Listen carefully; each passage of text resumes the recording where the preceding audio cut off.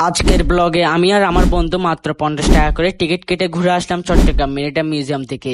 এখানে এসে দেখতে পারবেন সমুদ্র ও নৌ ইতিহাসের অসাধারণ সব সংগ্রহ, বিভিন্ন ধরনের জাহাজের মডেল এবং বাংলাদেশ নৌবাহিনীর গৌরবময় ইতিহাস। আর সবচেয়ে ভালো বিষয় হলো এই মিউজিয়ামটি বাংলাদেশ নৌবাহিনী দ্বারা পরিচালিত।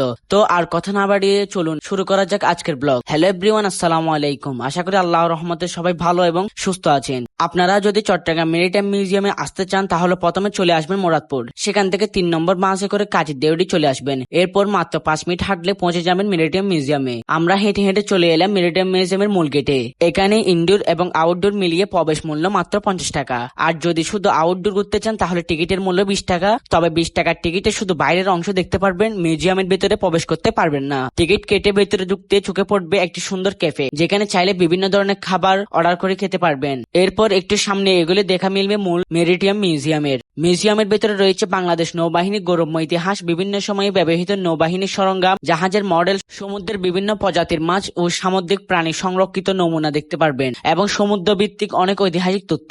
সবকিছু খুব সুন্দর এবং পরিপাটি করে সাজানো, যা ঘুরে দেখলে সত্যি দারুণ একটি অভিজ্ঞতা হবে। চলুন এবার একসাথে ঘুরে দেখি চট্টগ্রামের এই অসাধারণ মেরিটাইম মিউজিয়াম।